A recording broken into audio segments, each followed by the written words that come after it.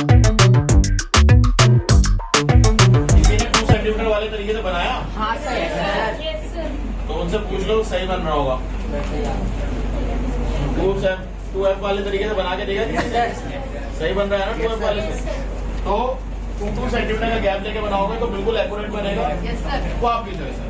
अब देखो यहाँ पे फोकस पे बनाया और 2F पे बनाया, पैरेलल टू प्रिंसिपल एक्सिस,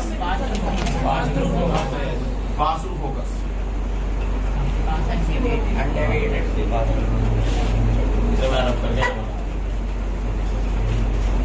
ठीक है, तो पहले अरे अब क्या करूँगा, मेरे पहले रे बना लो, बाद में बजा लो।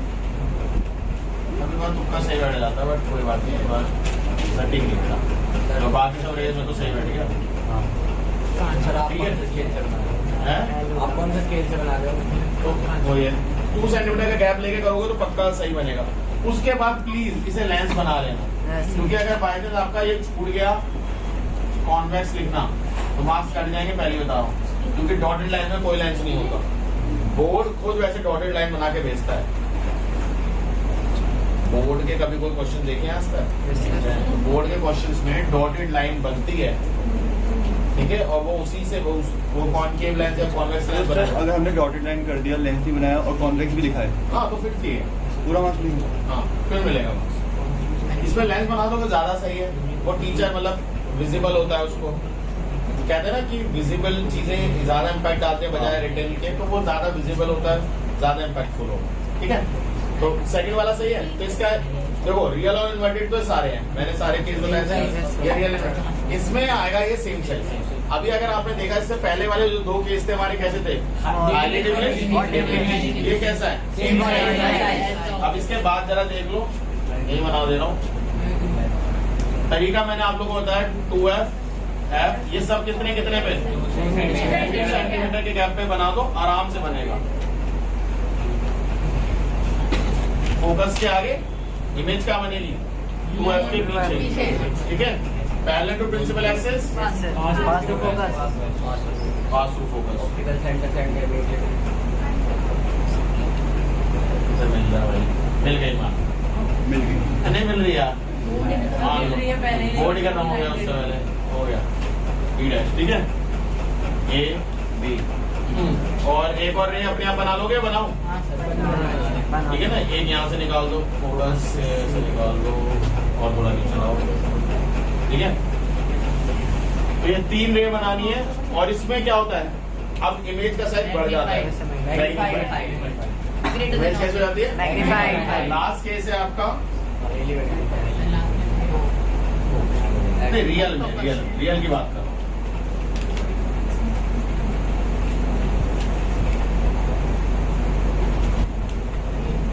तो फोकस पे रख दो, parallel to principal axis, pass through focus,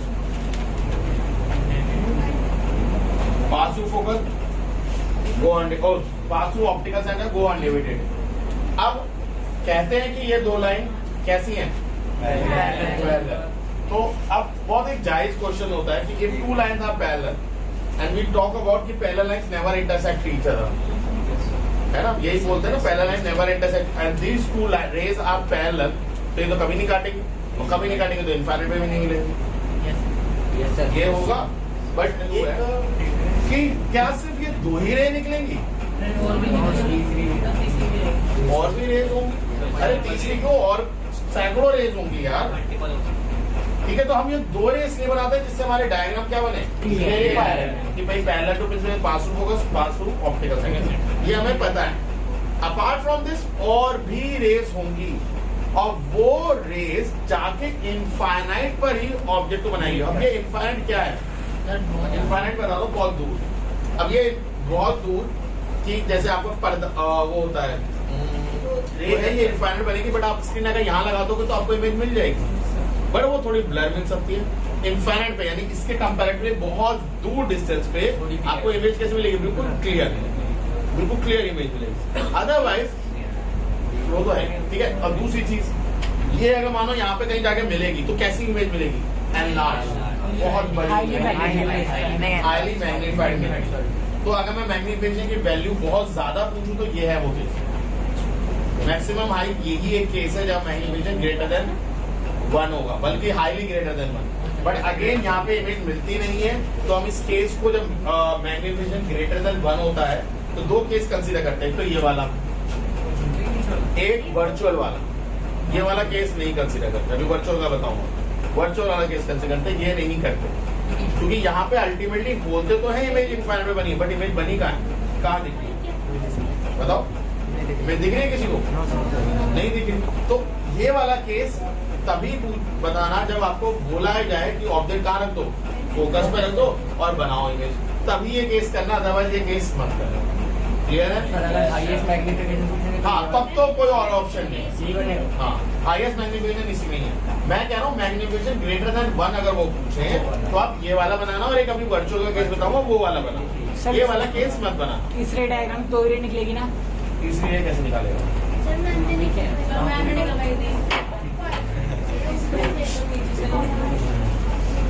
तो सीख लेना भाई, मेरे को एक कदम के ऊपर निकालियो तो साइड से निकालियो।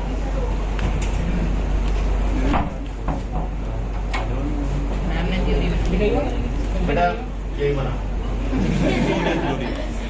No comments. ये मात्र एक लास्ट केस है 2F F optical centre F 2F। Clear है? तो इसमें अगर हम ऑब्जेक्ट को फोकस और ऑप्टिकल सेंटर के बीच में ला दें तो ये है आपका ऑब्जेक्ट। जो सबसे पहले तो वही सिंपल सी ray parallel to principal axis pass through focus, इसमें तो कोई डाउट नहीं है। पैरेलल टू प्रिंसिपल एक्सिस है और पास थ्रू फोकस, ठीक है। फिर अगली होती है ऑप्टिकल सेंटर से पास कराना, ठीक है। ये ऐसी अब देख रही है, ये पहले इतनी दूर थी, फिर इतनी, फिर इतनी, फिर इतनी और बढ़ेगी। डाइवर्जिंग। तो कभी भी डाइवर्जिंग रेस है, तो कभी भी ये एक्चुअल में जाकर तो मिलेंगी नहीं। अगर मैं आपको एक्चुअल की बात करूंगी ये मिलेगी दूर होती जाएगी। तो ये दूर होती जाएगी। बट अगर मैं इनको पीछे की तरफ बेंड करूँ, वेट करें, वेट कर yes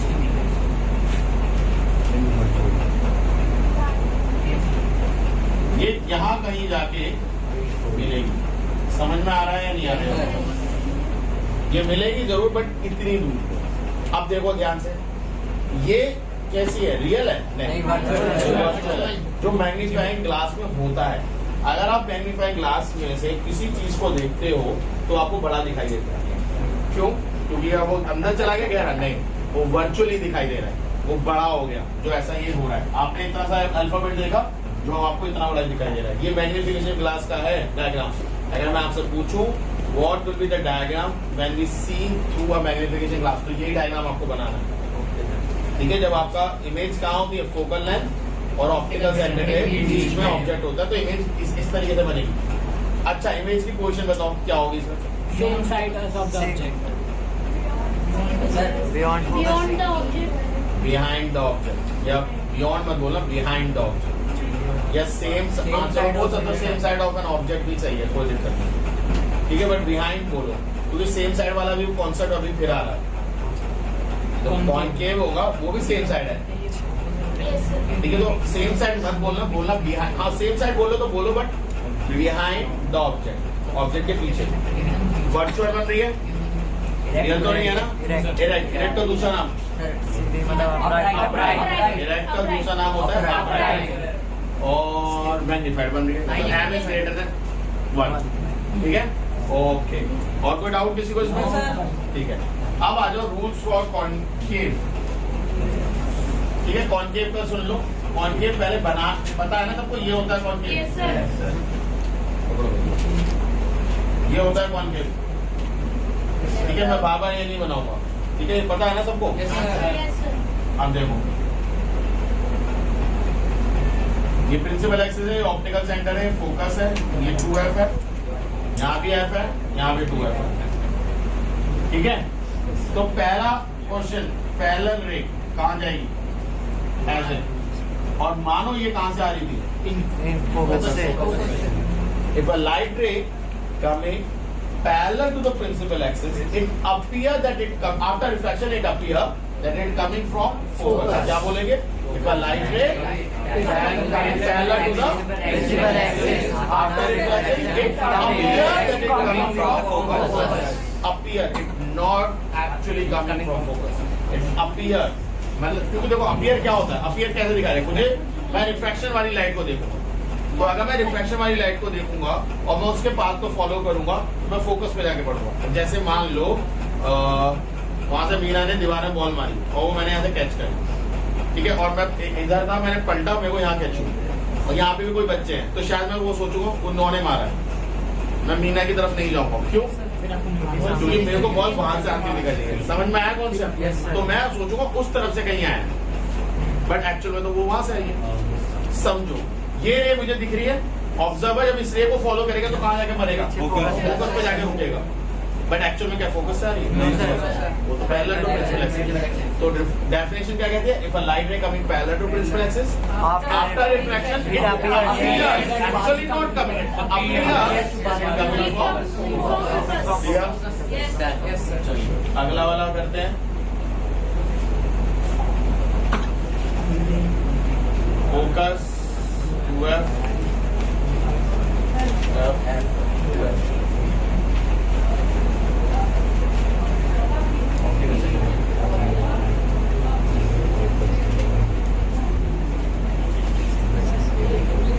If a light ray going towards focus, if a light ray मतलब फोकस पे जा रही है, after refraction it become parallel to principal axis.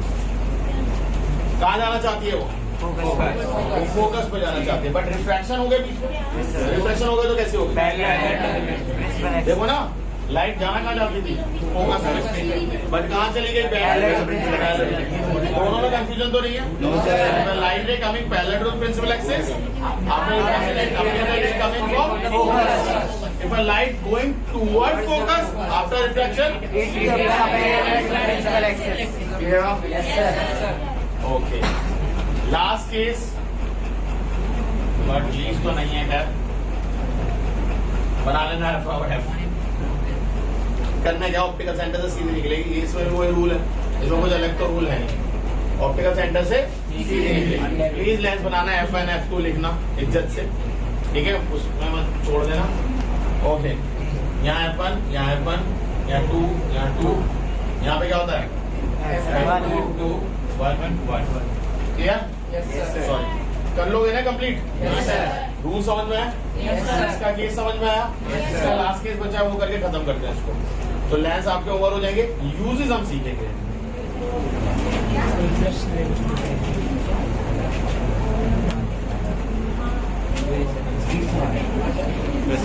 Flash programme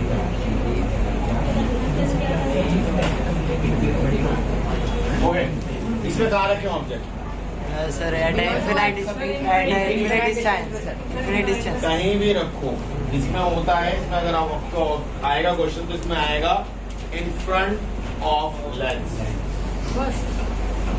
कहीं भी रख दो। दो केस है ना, एक तो सर इनफिनाइट डिस्टेंस पे और एक इनफिनाइट पे, एक इनफाइनाइट डिस्टेंस पे और एक इनफिनाइट डिस्टेंस पे। तो मैं जो केस करा रहा हूँ वही कर लूँ। इसका मतलब ये भी तो बोल सकते हैं between infinite and the lens. आपको बस जो इसमें केस आएगा वो आएगा कि फोकस पर रखो, मतलब इन फ्रंट ऑफ लेंस रखा हुआ, खत्म। कहीं भी रख दो, कहीं भी, किसी में भी रख दो, बस फोकस ही मत रख देना, रख दो बस, उसको भी रख दो, कोई फर्क तो पड़ेगा नहीं। बता दूंगा दोनों केस बता दूंगा। यहाँ है पकड़ा लेना, parallel to the principal axis and it deviates and it appears that it coming from focus. ठीक है, तो एक्चुअल में रे यहाँ तक आई नहीं है, डॉटेड लाइन आपको फोकस का पूरी बनानी है।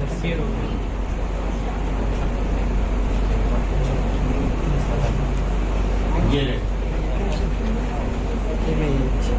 यहाँ पे हम मीट करिए, यहाँ पे ओके, चलो मेरा क्वेश्चन सुन लो। आपने कौन सी दो रे को मीट कराया? सर एक तो जो ऑब्जेक्ट से आ रही है और जो एक फोकस है, जो एक्चुअल रे है, और एक वर्चुअल को डाइस कराया पीछे की तरफ। हाँ सर, कैसे मीट कर रही है? एक अपीयर टू मीट है और एक क्योंकि बुक में है सर, इसलिए हमने भी सेम बना दिया था। बुक में भी यही सजेस्ट है ना, एक रे यहाँ से निकाली, एक रे पहले निकाली, फोकस से पास करी और ये रे को हमने यहाँ बना दिया। सर क्योंकि ये रे भी पड़ रही है उस पीछे को भी, क्योंकि ये तो सीधी निकल रही है ना अनडेविटेड निकल रही है, तो इसकी वर्चुअल पीछे ही तो जाएगी, तो फिर वो अगर हम इसमें कैसे बनाएंगे? जो एक्चुअल रे उनने पीछे Actual रे समझ में आया उसने वो क्या बोली बात? एक्चुअल रे तो पीछे सेम बात फॉलो करेंगे। असल में हम जो पीछे की तरफ देखो, इसमें रियल केस तो बन नहीं रहा, तो एक्चुअली रे को तो आपको फॉलो करना है नहीं, आपको इसको फॉलो करना है जो डॉटेड लाइन है, यानी जो पीछे की तरफ जाती है ना, जो ओरिजिनल कमिंग पाथ है। तो आप ओरिजिनल कमिंग पाथ को फॉलो करोगे, इसका तो ये इसका कैसे फॉलो करोगे? इसका तो ये बनेगा। Yes sir. तो एक्चुअल में ये इसके अंदर इसका डॉटेड पाथ होता है। Yes sir. वो डॉटेड पाथ इसकी टेंट्स के पीछे वाली पार्ट के साथ कोइंसाइड करता है, इंटरसेक्ट करता है, तब जाकर हमें इमेज मिलती है। क्योंकि हम एग्जाम में क्या सोचते हैं, अरे ये रियल इमेज है, ये रियल लाइट आ रही है ना, ये गई, और इसी को तो टेंट्स टू पीछे करते हो। पिछले वाले केस में क्या करा था हमने, जो पीछे दो रेज आ रही थी टेंट्स टू बैकवर्ड, उनको मीट करवाया था, रियल को थोड़ी मीट करा दिया था।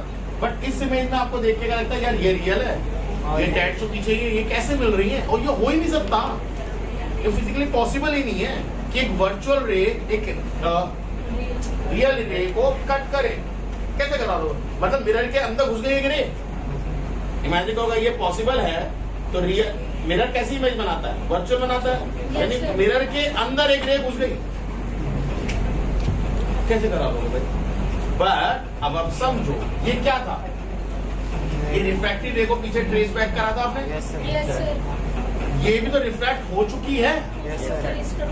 तो इसको जब पीछे ट्रेस करोगे तो क्या फॉलो करोगे? वही पाथ को फॉलो करना पड़ेगा, क्योंकि वहां ऑलरेडी रे है, तो उसका ट्रेसेस वाला पाथ उसको दिखता नहीं है, लेकिन होता है, उसमें होता है। और वही ट्रेसेस रिट्रेस पाथ इसके रिट्रेस पाथ के साथ यहाँ पे क्या करता है? बड़ा मस्त क्वेश्चन है, good.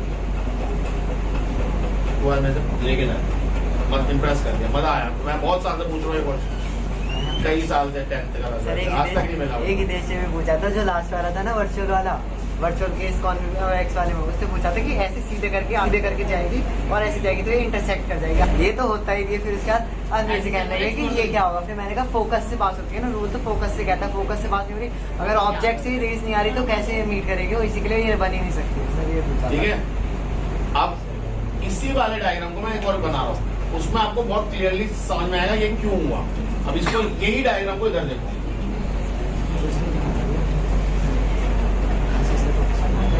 F1, F2 sorry 2F2, F1 कहीं भी रहेगा, ठीक है। Parallel to principal axis, pass focus ऐसे बनाना भैया, यस। तो इससे बनू कर बना। अगली क्या थी, क्या रूल बताया था मैंने? गोइंग टूवर्ड फोकस, अगर going toward focus, become parallel to principal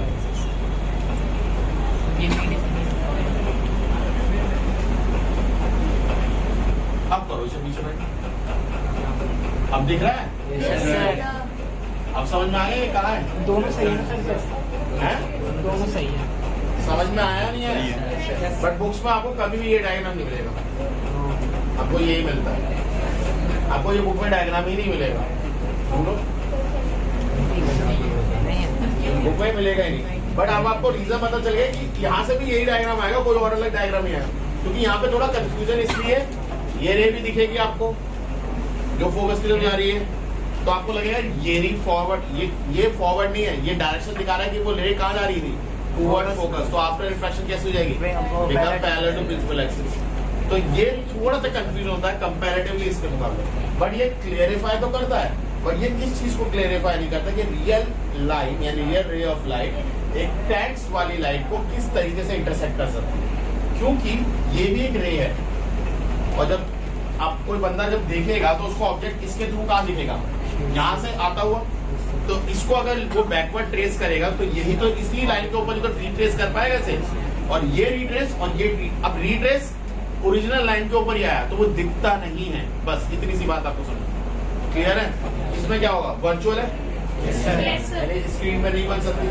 erect दूसरा इरेक्ट है, मैग्निफिकेशन लेस देन 1 है, छोटी में डिमिनिश है। मैग्निफिकेशन लेस देन 1 मतलब डिमिनिश समझ फिर जाएगा। हाईली डिमिनिश्ड कहेंगे, डिमिनिश्ड भी हाईली डिमिनिश्ड हाईली डिमिनिश लिख दो जो मन करेंगे, ठीक है।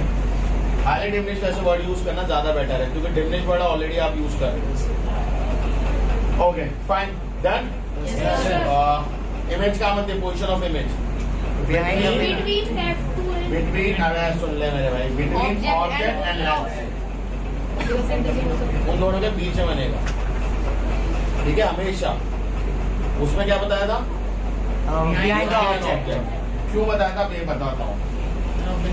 अरे रुक तो जा मेरे भाई, आपके बोर्ड में ये क्वेश्चन आया है और जिस साल ये क्वेश्चन आया है इत्तेफाक सोचो उस साल वर्कशीट में दिया था, उससे पहले नहीं आया। मैंने बनाया ये रहा object,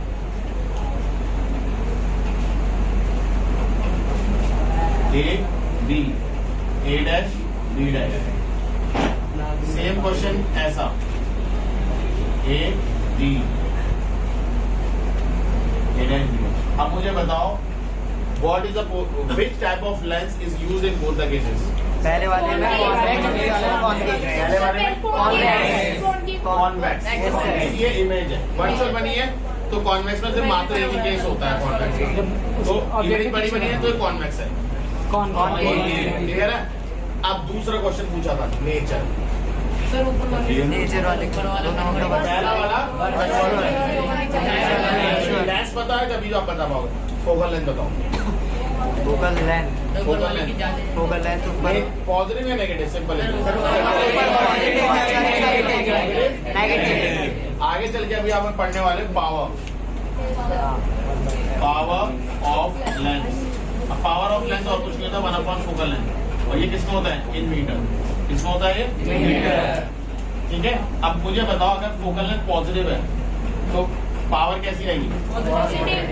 if F is positive power भी तो पॉजिटिव ही आएगी, अगर एफ नेगेटिव है तो पावर नेगेटिव। इसका उल्टा रूल भी अभी हम सीखेंगे, ठीक है। अब ध्यान से एक बात चलो ठीक है, अभी इधर आ जाओ। तो यहाँ वाले फोकल लेंथ पॉजिटिव है, यहाँ वाली फोकल लेंथ कैसे है? अब आ जाओ पावर पे, लेकिन क्योंकि फोकल लेंथ पॉजिटिव है पावर कैसी होगी? पॉजिटिव। अगर पॉजिटिव पावर है इसका मतलब वो कन्वर्जिंग है। अगर पावर पॉजिटिव है, अब पावर की ऐसा यूनिट क्या होती है? डायोप्टर। डायोप्टर कैपिटल डी से रिप्रेजेंट करते हैं।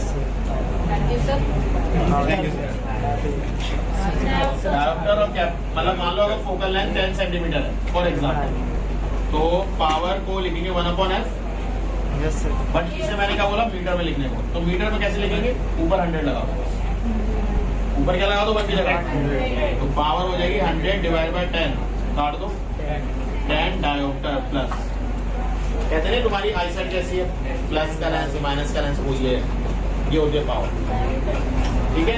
तो इसकी यूनिट डायोप्टर है, सिंबल कैपिटल डी से रिप्रेजेंट करते हैं, और टीचर सिलेबस में है। हाँ ठीक है, तो मैं मजाक कर रहा हूँ। तो ये क्या है? अब ये कौन सा लेंस है? चलो नेचर डायवर्जेंट, ठीक है। पावर नेगेटिव है, फोकल लेंथ नेगेटिव है, डायवर्जेंट। इसके बाद क्वेश्चन पूछते हैं where we place the lens. Where we place the lens बताओ।